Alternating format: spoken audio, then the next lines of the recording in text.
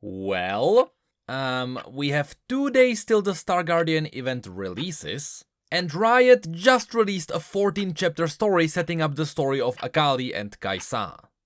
Well, I didn't need much sleep anyway. 2 days ago, we had a look at all the Star Guardian lore that was released so far. If you have no idea what the universe is about, that would be a good start. But I guess today we are diving into the Star Guardian lore once again. And because time really isn't on our side, let's get right into it. Just know one thing. This story is beautifully written, and it is way better if you read it yourselves. I can't really do it justice. Also, excuse the fact that there will be no fancy edits. This story was quite long, and I was forced into skipping some of the specific dialogues, so this will be a bit shorter version of the overall story. But now, without further ado, here's the massive Star Guardian story of 2022 called Twin Stars. Before the story even fully begins, there is a prologue. Here, it starts with young Akali laying on her back, watching the stars above Valorant City. They were so beautiful, she forgot about the fact she just got beaten by some street kids. She was trying to stop them from hurting a small, grimy puppy. After a while, she was approached by a soft-voiced girl, who asked if she got knocked out. Akali corrected her that she got knocked down, and then she decided to stay down because it was cozy there.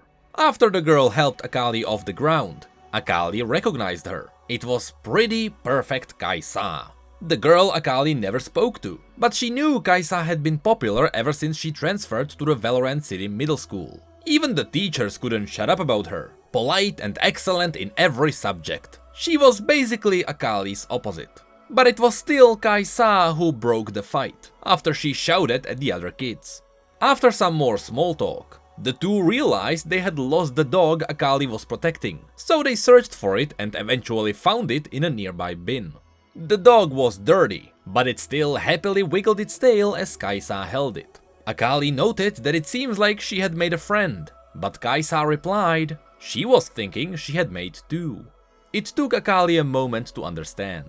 Together they then tried to figure out what to do with the dog. Akali's mom wouldn't let it inside their house, but Kai'Sa's father ran a shelter. So they first went there to set the dog into a plushy bed, and then Kai'Sa volunteered to walk Akali home. Along the way they started making plans on when to grab ramen. Simply said, that's how Akali got her first friend. With this, the prologue ends, and we're taken into chapter 1, the fight. This chapter begins with the busy Valorant City park. There was sunshine, birdsong, and Kai'Sa yelling. Kai'Sa never shouted, not in the years Akali had known her, especially not in public, so Akali was a bit surprised. The two shouted at each other because Kai'Sa was helping with her father's petitions, but Akali saw how much it was burning Kai'Sa out. Normally when Kai'Sa is tired, she forgets a homework, but this time she slept in class. For once, Akali wanted to make her stop helping people, but of course, Kai'Sa didn't take it well, and Akali's hot temper didn't help either. So after Kai'Sa refused to stop helping her father, Akali simply walked away, and she went to the mall alone, without her best friend. It didn't take long before guilt and shame reached her. She started thinking she was the worst, and it was all her fault. But then she thought back to all the adventures they had in the streets together, and all the kids they helped.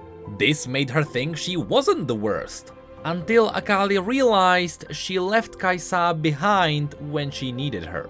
So she was the worst. An old lady at the flower kiosk told her, "The worst sounds a bit dramatic." That's when Akali realized she had been talking to herself. Fortunately, when she looked at the flower shop, she recognized some of the flowers. They were Kai'Sa's favorite, the ones they had on their matching bracelets. She loved them so much, Akali knew they would make a great gift. So she reached for her wallet, oblivious to the strange rumbling that began above her. Chapter 2. Alone in a Crowd. This chapter begins with the entire slumber party team going shopping in the mall. Sarah Fortune was a bit afraid. She hadn't heard from Ari in a while. Lux worried about her, but Sarah assured her she was going to be okay. even though everyone knew she was not. Regardless, the team dispersed, and Sarah could see them all from her bench. Poppy was carrying 2 ice cream cones to Lulu. Jenna and Soraka were as awkward as possible at the front of a line in the food court. They had been there for 10 minutes saying nothing but "Oh, after you" and "No, please, I insist," as the crowd fumed behind them. Sarah almost smiled at the thought of how long Jinx had been glaring at Ezreal without blinking. Syndra wasn't there because she was busy once again, but everyone else made it, except for Ahri. And to Sarah, not hearing from Ahri was way worse than fighting monsters. She was probably in space, or dead in space. But Ahri was strong, surely she would be fine. The truth was, Sarah still felt the pain of losing her old teammates. That's why she didn't want to get close with anyone anymore. After losing them, she couldn't bear losing another team. To her, keeping a distance was the right thing to do. But then there was a whistle, a sound of something moving fast. It was followed by a rumble from somewhere above her, before something crashed into the flower stand. Chapter 3: The Grand Entrance. Akali could see the sky above her. She could see the purple sunset through the holes in the ceiling. Petals and debris fell, and for some reason, it reminded her of Kai'Sa. She was just talking to the flower seller, but she couldn't remember why. Her head throbbed and her thoughts were sluggish. Then she was brought back to reality by all the screaming and panic around her. When the dust began to settle, Akali could see 2 figures. They didn't seem right. They looked ridiculous. Feathered capes, gemstones. Of course, Akali didn't know them, but they were Rakan and Xayah. Rakan was sad that no one planned a party for his homecoming, and Xayah immediately knew what this meant. With Rakan's ego being so fragile, of course, they had to destroy the city. Xayah considered that a date. Chapter 4: Forgotten Friends. Sarah was kind of happy that something was happening. It was less thinking and more action, exactly what she needed. Around her, Lux, Ezreal and Jinx sprinted towards the cloud of dust, while Poppy pulled out her hammer from light, and Lulu was still eating her ice cream. Soraka and Jenna were ushering panicked shoppers away. Moments later, the dust settled. Sarah could see the taller figure was giving her a bow, while the shorter one looked at her with hateful eyes. Once she recognized them, dark memories flooded Sarah's mind. He wasn't breathing, she wasn't moving, and there was a child's laugh, horrible and cruel. Rakan was surprised Sarah remembered them, but Xayah didn't move. She kept her eyes on Sarah. While Sarah didn't fully believe in the first light, she did believe in protecting those who couldn't protect themselves. She used that belief to fuel her transformation. Others followed, and Rakan and Xayah were blinded by the whirl of colors. Sarah seized her chance and tried to attack first, but her familiars, Boki and Becky, didn't move. They didn't want to hurt one of their own, but that didn't stop others from starting a fight. The battle became a blur of light and color, until Lux shot an orb of light that bound Xayah and Rakan in prismatic rings. She tried to convince them to stop fighting, but Rakan and Xayah argued maybe they shouldn't have abandoned them to die. Sarah aimed a shaking barrel at them, telling them the real Rakan and Xayah were dead. She fired, but Rakan easily blocked her bullet with his shield. That's when Lux noticed someone in the wreckage of a nearby flower stand. She immediately called for Sarah to get out of there, because she hesitated, and Sarah never hesitates. And on her way, she would take the girl in the flower stand with her. This fight was a bit too personal for her. After some combined efforts from the team, and Lulu throwing pigs at the enemy with the words, "Time to save a star," Sarah picked up the trembling girl, who was in a major shock, and ran towards the exit of the mall. Xayah shouted after her that Sarah was leaving her friends to die again. And the part of Sarah was worried she was right. Chapter 5: Lovely Horse. Akali was running with the other older girl she didn't recognize. Sarah, the others called her. Without hesitation, Akali kicked her in the shin, hard. Of course, after releasing her, Sarah shouted at her, really angrily. But Akali was already outside. Did she hit her head? Was that why she witnessed a magical fight? It had to be either aliens or a concussion. These were the only two options that made sense. The alien concussion girl called Sarah was following her, but Akali didn't want to find out what that hallucination wanted. During the chase, Akali noticed the falling stars above, but they couldn't have been stars. Some were made of darkest night, and others were glowing embers. They changed their path mid-flight, and wherever they landed, corrosive blue and purple blossomed. Akali realized that's what caused all the chaos. Buildings collapsed, it was terror, it was madness, and somehow to her, it was pretty. That's when Sarah caught up with her and made her snap out of it. She explained that they were Star Guardians, the good guys. But Akali remembered the one in the mall called Zaya knew her, so they couldn't be the good guys. They were destroying the mall. Sarah told her that she didn't know what she was talking about. Those two they weren't like them. Akali then added that the girl, Zaya, said she left them to die, so she didn't care on whose side Sarah was. Good people don't do that. Before Sarah was able to respond, an inferno of purple crashed down a few blocks away.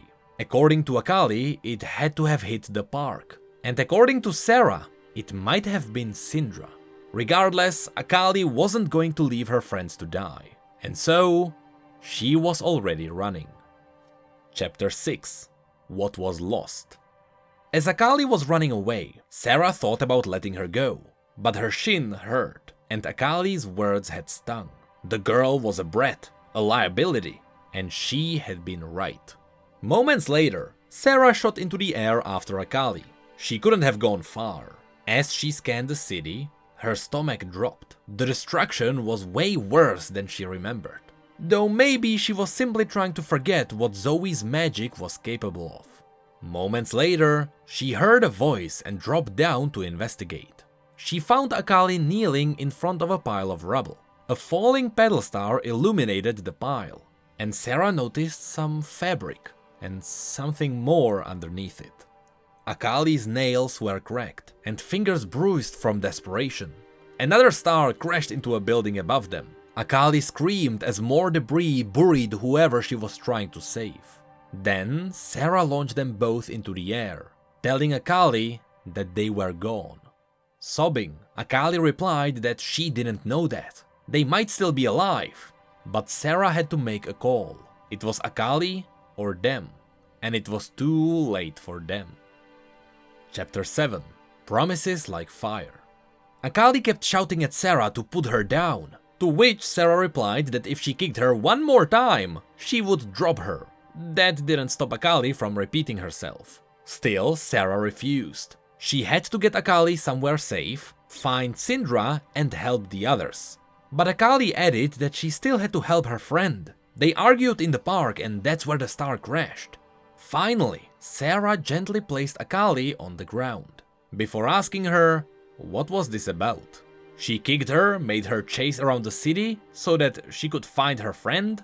Akali nodded. Sarah replied that she couldn't stop all of this if she was babysitting her. And even if she found her friend, did she really think she could save her? Akali looked away, and Sarah really considered her next words. She had to save the city, but she surrendered to her soft feelings. If she found her friend, Kaisa, Akali added, well, if she found Kaisa, she would make sure she would find Akali, but she should stay somewhere safe. That was her promise. Chapter 8: A Ringing Voice. Without babysitting Akali, Sarah was now flying fast towards the park. She was an unleashed Star Guardian again. At the grassy edge of the park, she met two figures at the base of the wishing tree.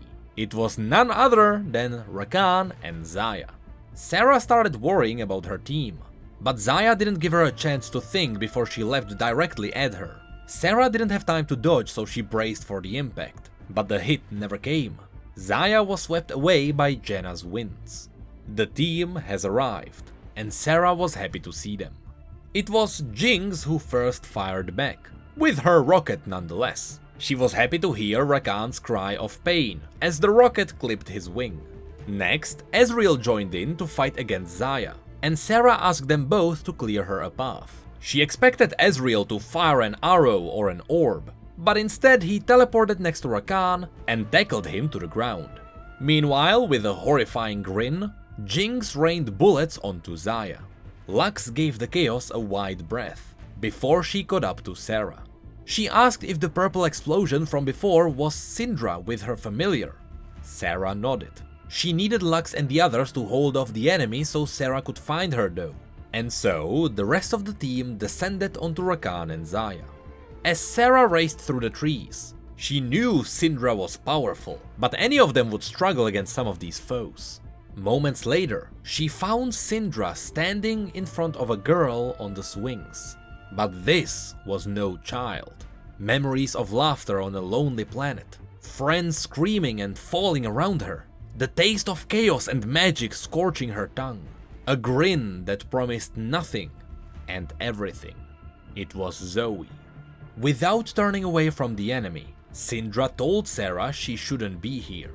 To Sarah, it was clear the two had fought, but Syndra seemed unharmed. She wondered how strong Syndra really was.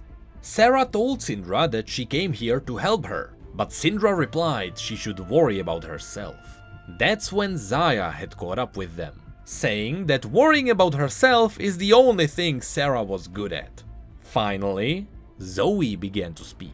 She was happy to see Sarah and Xayah again. They had so much fun the last time they met, and seeing how Sarah was happy to get away from Xayah, she probably had fun too. Sarah snapped back that Rakan was gone and Nico was dead, but Zoe asked, "What about Xayah?"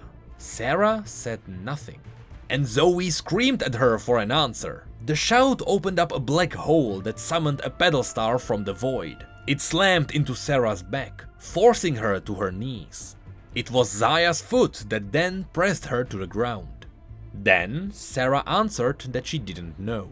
Zoe mocked Xayah by saying that Sarah had new friends now. It was probably because Syndra was stronger than her. The words made Xayah lift her foot off of Sarah and focus her gaze on Syndra. Moments later, Rakan joined them, and the rest of the Star Guardians followed. Xayah then grabbed Sarah's chin, telling her that she watched them run. She called out to them she was alive, but they left her there. Xayah moved her hands to her throat, and Zoe became excited to hear what comes next. She shot out multiple pedal stars to make sure Xayah's speech won't get interrupted. So, Xayah asked Sarah if she knew what it felt like to die. Sarah was crying, not from the pain, but from the memories. The dying was nothing. Xayah continued. It was nothing compared to watching Rakan die. Slowly, Sarah began drowning in memories of death and chaos. There was a screaming voice inside her head telling her it was all her fault. But then, there was also a shouting voice, telling her to not give up. It didn't take long for her to realize everyone heard this voice. Even Zoe was confused as to whose voice it was, as her stars got frozen midair. This gave Rakan a chance to think about the situation. First, he ran towards Sarah, but then he pivoted to Xayah, as if he had won an internal battle that others didn't even know about. He grabbed her and started dragging her out of Zoe's sight. "Don't give up," the voice said again, but Sarah was giving up. It was all her fault. But that voice... Sarah turned to see a young girl covered in dirt and dried blood. As soon as she saw her, Sarah knew it was Kai'Sa. The hope in her eyes made the darkness that hit Sarah's back recoil, freeing her heart from the chaos. This made Zoe lose it. She threw a tantrum as she stomped around, splashing puddles of slime all over the place. Zoe didn't attack. She was completely lost in her fury, and neither Sarah nor Lux dared to strike to provoke her.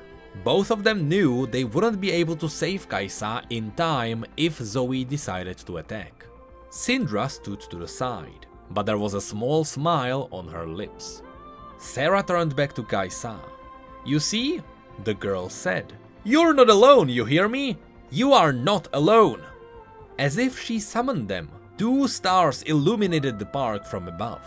They crashed beside where Sarah knelt and Zoe raged. These 2 were none other than Ari and Nico. This made Zoe lose control. Chapter 9: The Monster. At first, Zoe started screaming with the pools of liquid boiling at her feet, but then it turned into laughing, with Zoe's body stretching, distorting and growing, her limbs cracking at odd angles. Jinx shot a rocket at her, but it simply passed through her. Nico explained that Zoe's body was now more chaos than flesh. They had to wait till she solidified. Seconds later, Kaisa managed to dodge a star by centimeters, and Nico quickly rushed to her side. Nico was proud of her. Kaisa was very brave back there. Sarah then joined and asked if Kaisa was alright. Kaisa was surprised that she knew her name, so Sarah explained that Akali told her. Of course, Kaisa immediately wanted to know if Akali was okay, and that's when Akali entered the park. Sarah was mad because Akali didn't listen. Lux did order her to bring her somewhere safe, but she was glad the 2 friends were reunited. It didn't take long before this happy reunion was interrupted by Zoe, who was now a mountain of distorted chaos. They only had a few moments before she solidified, so the Star Guardians had to come up with a plan. First of all, Ari commanded Sarah to get the 2 girls and herself to safety, since she could barely move. Sarah wasn't happy about this, but Ari wouldn't risk losing her. Ari promised it wouldn't be like the last time. This time, Nico was here to help. Among all the preparations, Xayah stood up and continued her attack. Nico fought back using her tricky clones. Xayah then raised her feathers, her smile the promise of death, but she stumbled. The ground had started to quake. Chapter 10: What is Found. Zoe started sending tremors through the ground, making it impossible for the Star Guardians to maintain balance, forcing some of them into the air. Sarah noticed the more Xayah became hateful towards her, Zoe glowed. Every time Xayah mentioned how she died, how she burned out, and how she was betrayed, past her tears, Zoe drew from her pain. Rakan held her close and calmly asked the others why did they leave them. Ari said that she had heard his heart stop. He was dead, and Xayah's was slowing down too. Apparently, Sarah didn't care. She wanted to come for them, but Ari stopped her, because she didn't want to lose her too. She had to make a call. They all could have died that day. Xayah snapped back that at least all of them would have been together. This way, the 3 of them got to live. But Sarah replied that she didn't. Ever since that battle, Sarah fought with herself. She felt like she could have done something. She could have died. She wanted to throw herself at Zoe because she couldn't live with the loss. And she was right.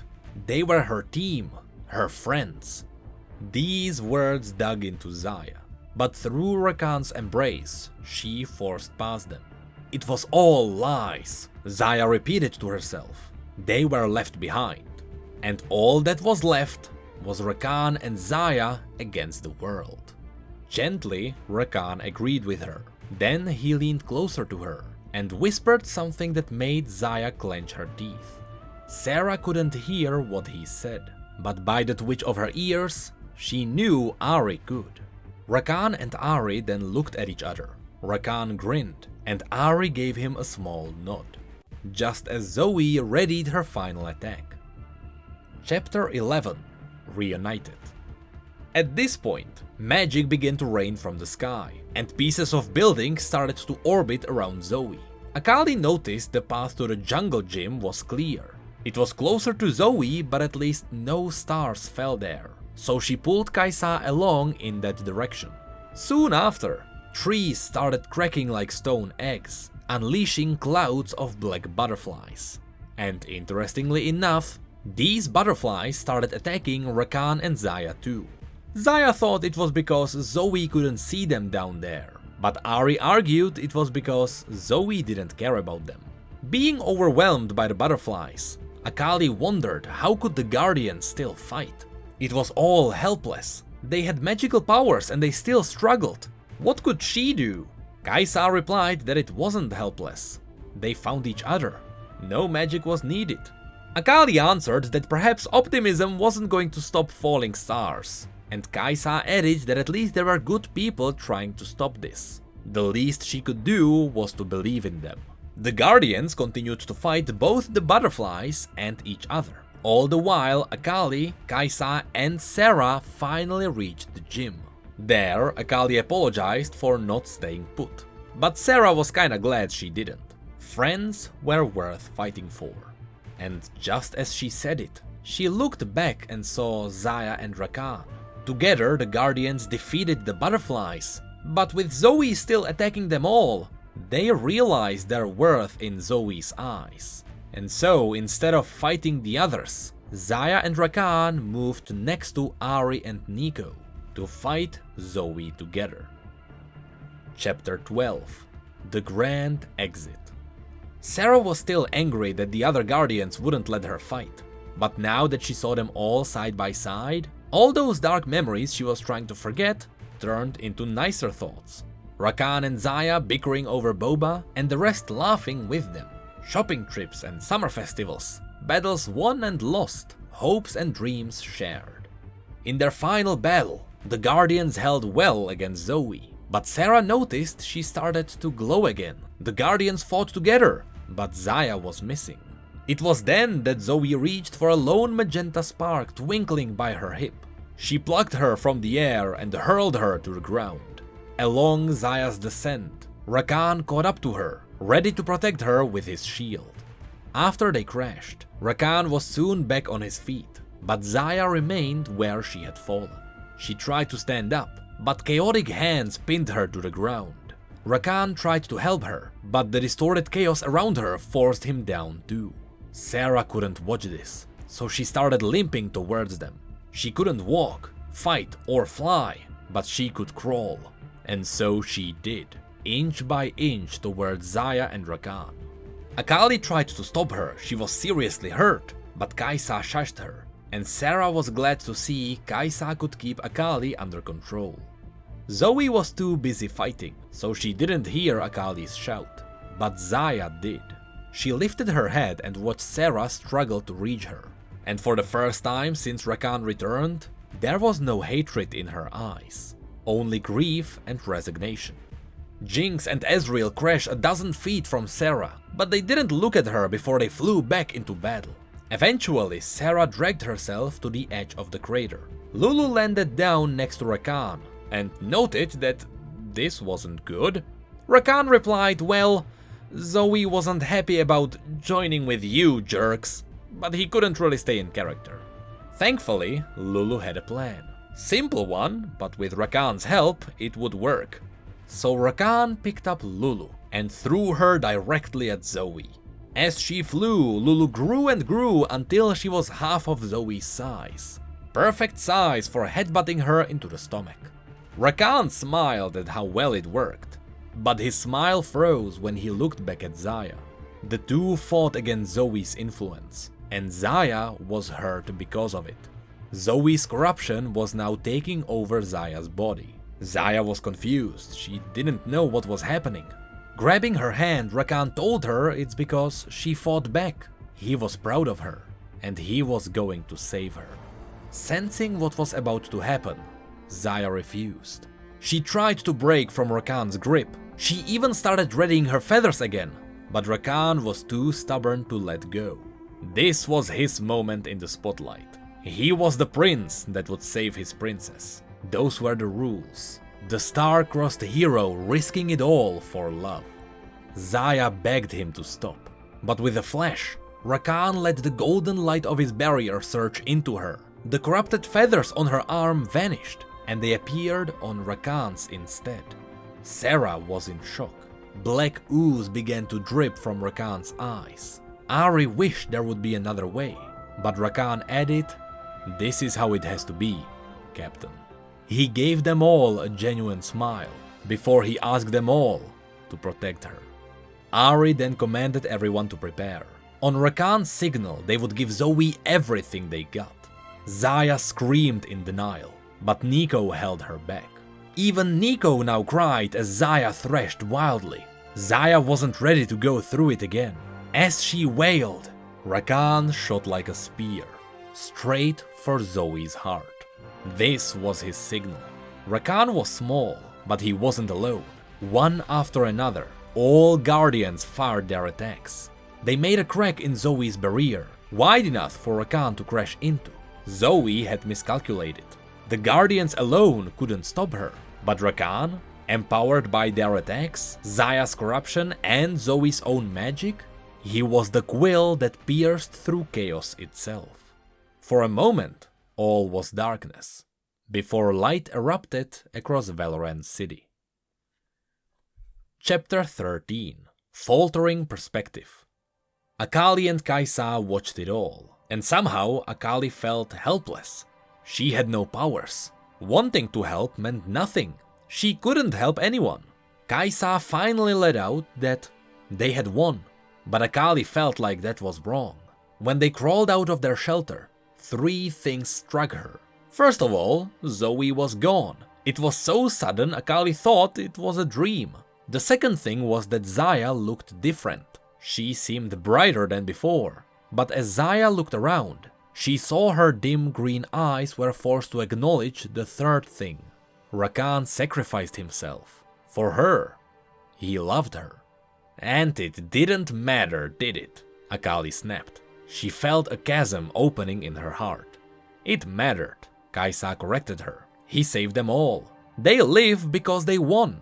But to Akali, this wasn't victory. Xayah lost her loved one. Twice.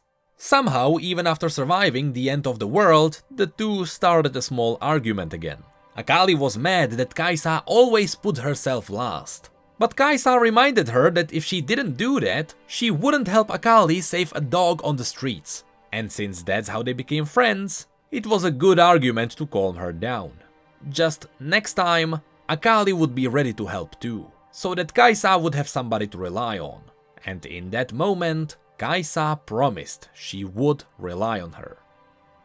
Chapter 14. A Blistering Light. For the last several hours, the Guardians were searching for survivors in the ruins. Syndra had already left, intent on looking for Zoe's presence on other planets. The team was at the brink of exhaustion. It hurt for them to breathe, let alone walk. The worst thing was, they still had to somehow fix the city.